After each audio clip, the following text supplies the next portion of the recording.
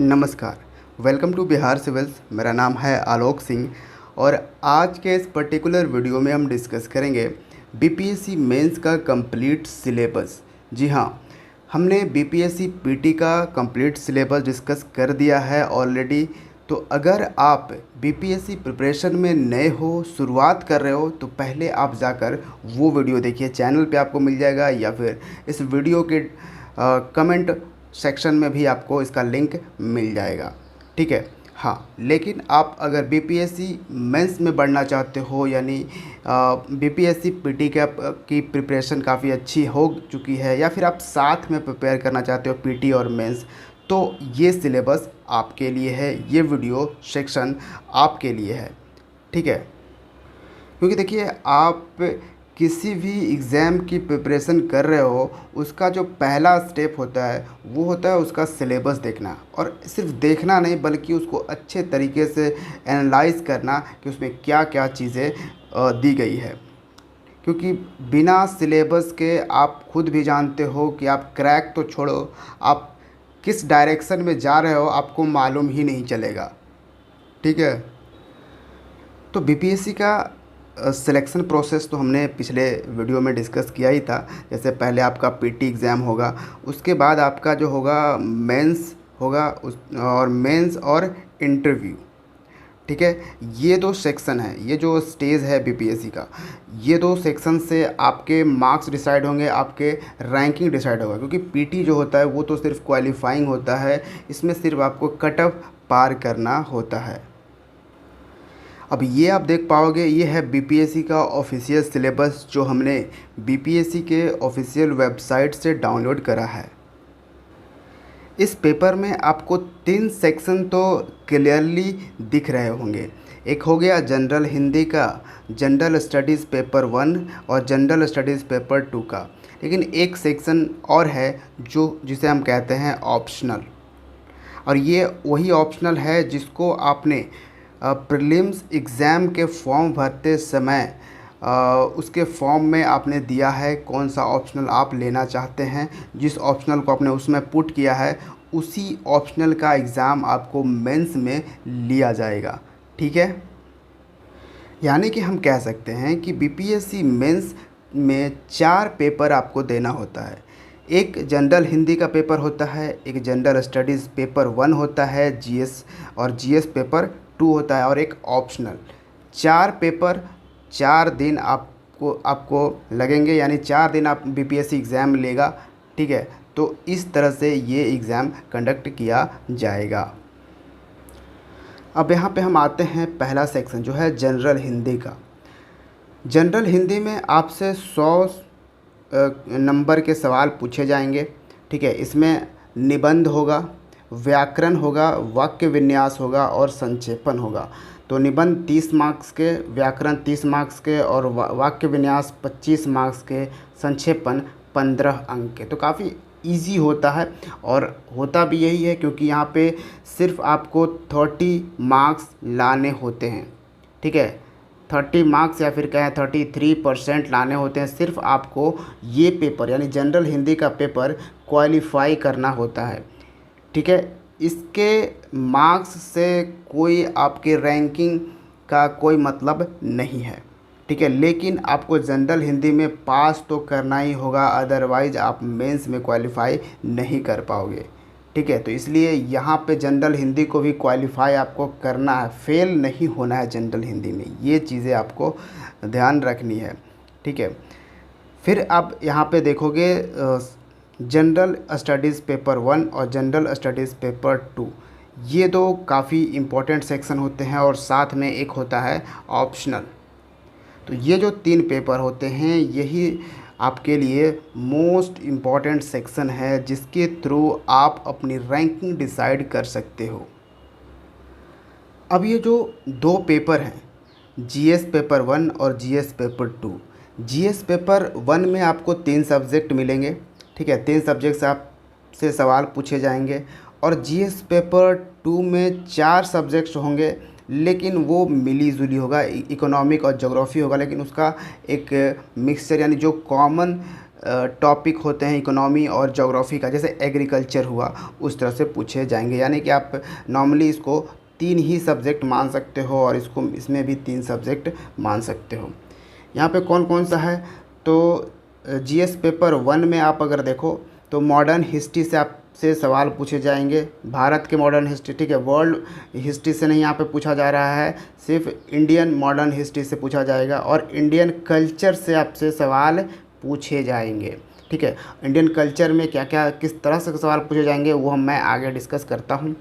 फिर है सेकंड, इसमें करंट इवेंट्स ऑफ नेशनल और इंटरनेशनल इम्पोर्टेंस से आपसे सवाल पूछे जाएंगे, और ये सब कुछ आपको लिखना है रिटन फॉर्म में, ठीक है। ऐसा नहीं है कि ये टिक आउट करना है यानी एमसीक्यू के माध्यम से, इसमें आपको कंप्लीट तरीके से आपको लिखना है, ठीक है। करंट इवेंट्स में आपसे आईआर पूछ सकता है, रिलेशन पूछ सकता है, इंडिया नेपाल, इंडिया श्रीलंका, पड़ोसी देशों से मोस्टली पूछा जाता है, और भी कोई इंटरनेशनल ऐसे टॉपिक्स हैं जिससे क्वेश्चंस फॉर्म कर सकता है बीपीएससी। फिर एक है काफ़ी इम्पोर्टेंट सब्जेक्ट जो है स्टैटिस्टिकल एनालिसिस, स्टैटिक्स है, ग्राफ्स और डायग्राम्स, ठीक है। ये भी काफ़ी इम्पोर्टेंट होता है, क्योंकि मॉडर्न हिस्ट्री ऑफ इंडियन जो कल्चर, जब आप जीएस पेपर 1 का पेपर देखोगे, प्रीवियस ईयर्स पेपर, तो आपको ये दिखेगा कि ये जो सेक्शन है जनरल स्टडीज़ पेपर 1 से, यहाँ तो करीबन 16 क्वेश्चन करीबन होंगे, ठीक है। 16 या 15 भी कभी कभी रहता है, ठीक है। एक सेक्शन में 6 क्वेश्चन रहेंगे या 6 या 7-8 क्वेश्चन रहेंगे।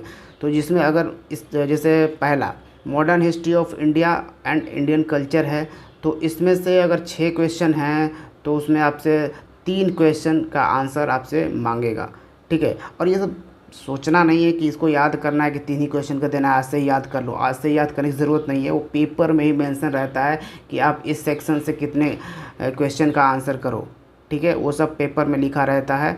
मैं जब पेपर डिस्कस करूँगा ना, तब आपको वो भी क्लियर हो जाएगा। फिर करंट इवेंट से भी उसी तरह से आपको 3 क्वेश्चंस यहाँ से भी बनाने रहते हैं, 3 यहाँ से, 3 यहाँ से और 2 इस सेक्शन से, यानी स्टैटिस्टिकल एनालिसिस से।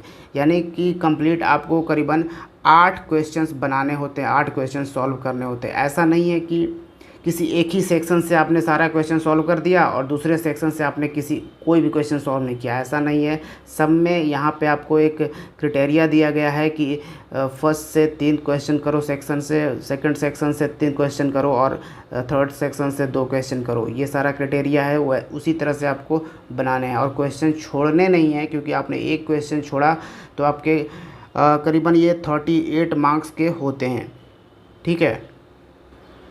तो ये है जीएस पेपर 1, जिसमें जो कि कंप्लीट 300 मार्क्स का होगा, ठीक है। 300 मार्क्स में आपको कट ऑफ पार करना होगा। फिर उसी तरह से जनरल स्टडीज़ में भी ये भी 300 मार्क्स का होगा, पेपर 2 भी 300 मार्क्स का होगा। और उसी तरह से ऑप्शनल जो पेपर की बात हमने करी वो भी आपका 300 मार्क्स का होगा, ठीक है। तो ये सेक्शन आपने समझ लिया, 8 क्वेश्चंस का यहाँ पे आपको आंसर करना है। फिर सेकंड पेपर भी देखिए, यहाँ पे भी वही लगभग 8 क्वेश्चंस का होगा।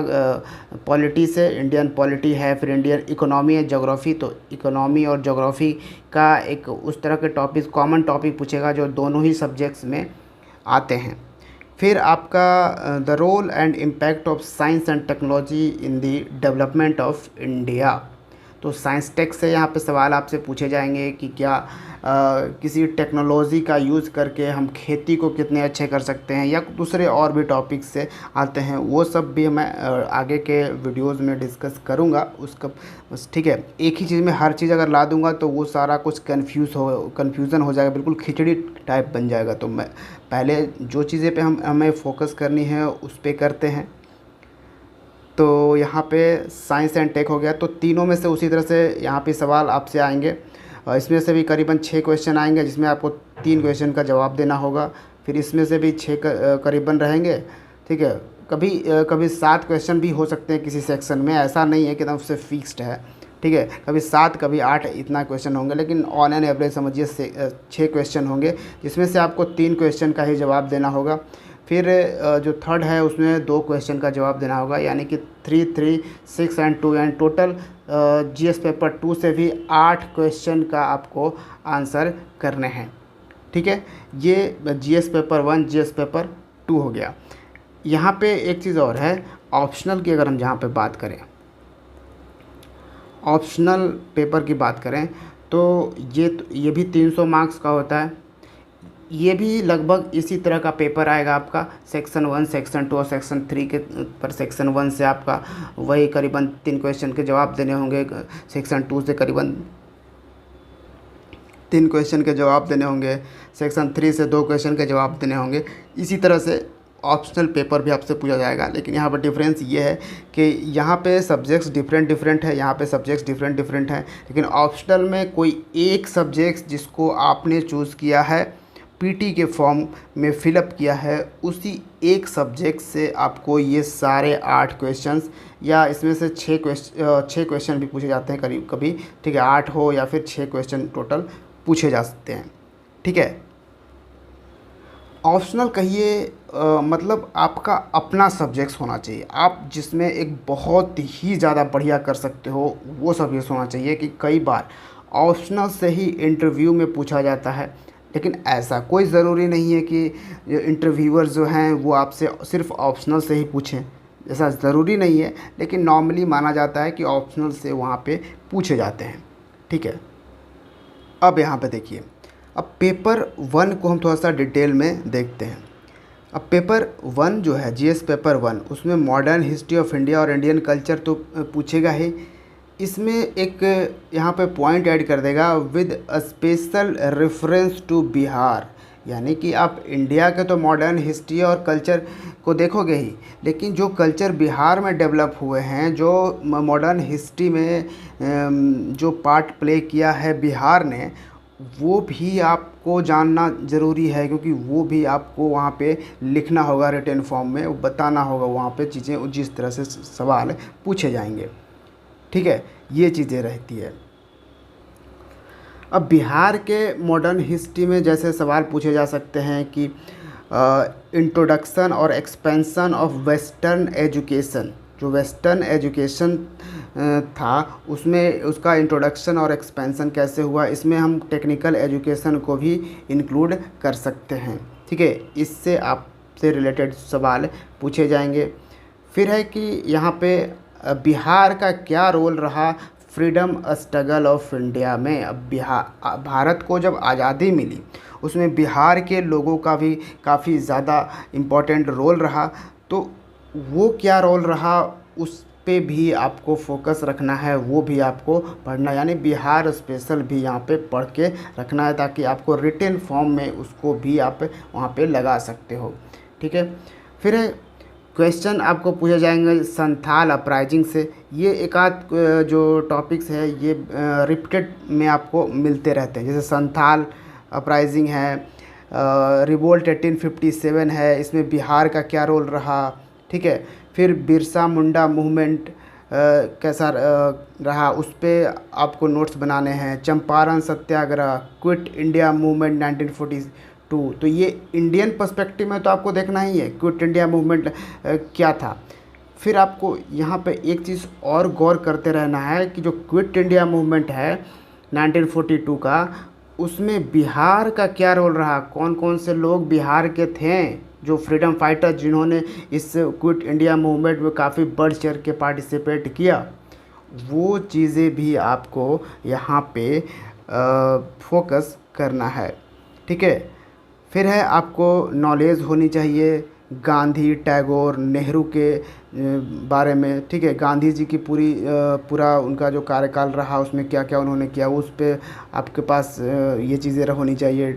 और रविंद्रनाथ टैगोर के बारे में आपको पता होना चाहिए, नेहरू जी के बारे में पता होना चाहिए। ये सब चीज़ें आपको फुल तरीके से पता होना चाहिए कि मतलब कौन कौन सी घटनाएं हैं जिसमें नेहरू जी ने पार्टिसिपेट किया, टैगोर पार्टिसिपेट किए, गांधी जी ने पार्टिसिपेट किया, कितना इंपॉर्टेंट रोल प्ले किया उसमें। तो वो सब चीज़ों पे यहाँ पे आपको फोकस रखना होता है। अब एक सेक्शन था जीएस पेपर 1 में स्टैटिस्टिक्स का। ठीक है। अब स्टैटिस्टिक्स में यहाँ पे आप देख सकते हो स्टैटिस्टिकल एनालिसिस में ग्राफ्स डायग्राम्स जो कि एक्सरसाइज टेस्ट करेगा कैंडिडेट्स की एबिलिटी कि उनका कॉमन सेंस कंक्लूजन कैसा है, कुछ दिए गए इन्फॉर्मेशन से कुछ इन्फॉर्मेशन दिए जाएंगे, उसके थ्रू आपको क्वेश्चन सॉल्व करने हैं। वो स्टैटिस्टिकल में ग्राफिकल होंगे, डायग्रामेटिकल होंगे, form and two point out deficiencies, limitations और इनकन्सिस्टेंसीज आपको वहाँ पे निकालने होते हैं। तो ये था पेपर 1 का। मैं प्रीवियस ईयर्स पेपर भी लेकर आऊँगा जो बताऊँगा आपको कि किस तरह के सवाल बीपीएससी ने अब तक पूछा है, ठीक है। पेपर 2 यहाँ पे देखिए। अब पेपर 2 में जो इंडियन पॉलिटी है उसमें उससे आपसे क्वेश्चन पूछे जाएंगे। पॉलिटिकल सिस्टम इंडिया का क्या है, जिसमें बिहार का पॉलिटिकल सिस्टम भी इंक्लूडेड है होना चाहिए, ठीक है। आपको ये भी पढ़ना है कि बिहार का पॉलिटिकल सिस्टम क्या है। इंडिया का तो पढ़ोगे, फिर बिहार का भी पढ़ो, ठीक है। ये एक इंक्लूडेड फॉर्म होता है बीपीएससी के ये मेंस सिलेबस में। फिर आप है Indian economy geography of India, ठीक है। इंडियन इकोनॉमी और ज्योग्राफी आप समझिए, इससे जो कॉमन टॉपिक्स हैं, कॉमन चैप्टर्स हैं इंडियन इकोनॉमी और ज्योग्राफी के, उसको पढ़ना है, उस पर नोट्स आपको बनाना है, ठीक है। देखिए एक चीज़ मैं बार बार आपसे बोल रहा हूँ, नोट्स बनाना है। देखिए पीटी का जो आपने यानी कि पीटी आप पास कर सकते हो बिना नोट्स बनाए। जी हाँ, आप पीटी पास कर सकते हो बिना नोट्स बनाए, आप सिर्फ पढ़ के पास कर सकते हो।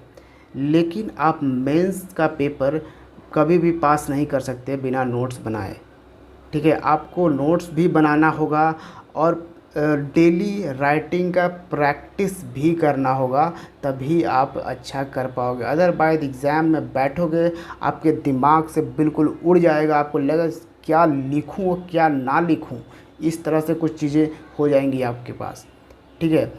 तो इसलिए ये प्रैक्टिस बहुत ज़रूरी है। और और नोट्स आपको बनाना है। जो यहाँ पे सिलेबस में जो टॉपिक्स हैं या फिर प्रीवियस ईयर्स पेपर्स आप देखोगे, उसके जो क्वेश्चंस हैं उसको सॉल्व करना है। तो प्रीवियस ईयर्स पेपर और सिलेबस ये 2 मोस्ट इम्पॉर्टेंट पार्ट होते हैं किसी भी प्रिपरेशन की शुरुआत में, किसी भी एग्ज़ाम की प्रिपरेशन के शुरुआत में, ठीक है। तो यहाँ पे क्वेश्चन पुट करेंगे। फिर है प्लानिंग इन इंडिया पे आएगा, फिज़िकल ज्योग्राफी पे आ सकता है, economic social geography of India, ये सब चीज़ें आपसे पूछे जा सकते हैं। फिर बिहार, इंडिया और बिहार दोनों के कॉन्टेक्स्ट में आपको फिज़िकल, इकोनॉमिक और सोशल ज्योग्राफी पढ़ना है। फिर in the third part relating to the role of impact of science देखना है कि साइंस का क्या इम्पैक्ट है, साइंस और टेक्नोलॉजी का क्या इम्पैक्ट रहा इन द डेवलपमेंट ऑफ इंडिया। फिर आपसे क्वेश्चन पूछा जा सकता है कैंडिडेट्स के चेक करने का, उसका कितना अवेयरनेस है of the role and impact of science and tech in India and Bihar, ठीक है। तो साइंस एंड टेक इंडिया में तो जो बेनिफिट कर रहा है, जो रोल है, क्या इम्पैक्ट डाल रहा है इंडिया में साइंस एंड टेक, उसके बाद बिहार में क्या साइंस एंड टेक का इम्पैक्ट है, वो भी आपको नोट्स करना है, उस पर भी आपको रिसर्च करके उसको भी लिखना है, ठीक है। Emphasis will be on applied aspects. तो डिटेल में अगर बीपीएससी बताता है जीएस पेपर 1 ये है, जीएस पेपर 2 ये है, ठीक है। बहुत ज़्यादा कॉम्प्लिकेटेड यहाँ पे सिलेबस नहीं है, कॉम्प्लिकेटेड सवाल नहीं ज़्यादा पूछे जाते हैं। यूपीएससी का जो सिलेबस है आप ने देखा ही होगा कि कई सेक्शन में, कई ग्रुप में बटे होते हैं, ठीक है। तो उतने ब्रॉड एरिया नहीं है, एक लिमिटेड पोर्शन बीपीएससी ने रखा है अपने सिलेबस का, और इसी से आपको सवाल पूछे जाते हैं।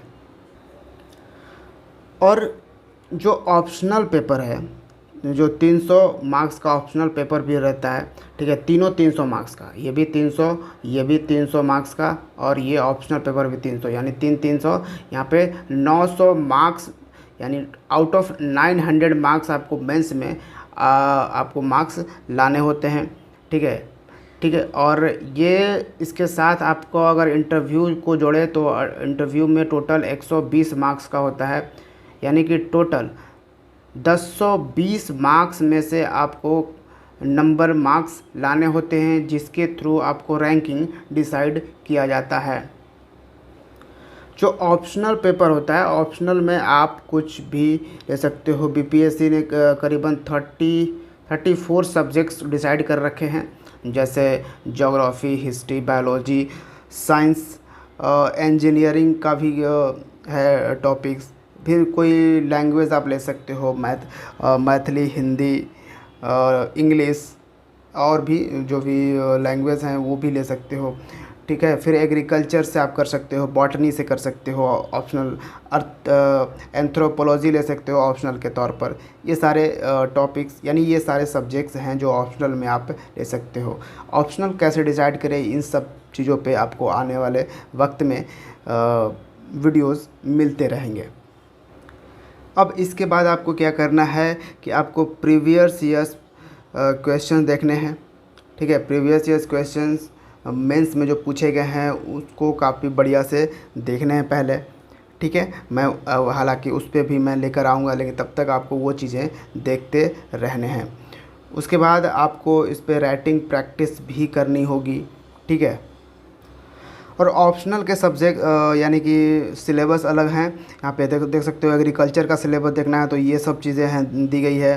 फिर आपको यहाँ पे एंथ्रोपोलॉजी का अगर सिलेबस देखना है तो ये सारे दिए गए हैं। ज्योग्राफी, बॉटनी, सब कुछ यहाँ पे, केमिस्ट्री सिलेबस यानी ऑप्शनल का सिलेबस क्या क्या है, उससे सवाल क्या क्या पूछेंगे। सिविल इंजीनियरिंग अगर आप एज ए ऑप्शनल लेते हो तो फिर उससे के सिलेबस दिए गए हैं। सब कुछ के सिलेबस दिए गए हैं, पर हाँ मैं दो चार सब्जेक्ट्स का, 2-4 ऑप्शनल के मैं सिलेबस डिस्कस करूँगा, जैसे ज्योग्राफी, हिस्ट्री वगैरह कुछ के। ठीक है, सारे के तो कर नहीं सकता। ठीक है, लेकिन आप इसको वेबसाइट से डाउनलोड कर सकते हो, या फिर मैं ये PDF आपको हमारे टेलीग्राम चैनल पे दे दूँगा, वहाँ से आप अपना ऑप्शनल देख सकते हो। तो ये था बीपीएससी मेंस का सिलेबस और कौन से किताब से पढ़ाई करी जाए कि ये बीपीएससी मेंस का भी सिलेबस कंप्लीट हो। इसके लिए मैं आने वाले वक्त में वीडियो लेकर आऊँगा। So thank you for watching Bihar civils, और वीडियो को लाइक करके हमें ज़रूर बताइएगा कि आपको कैसा लगा। थैंक यू, जय हिंद।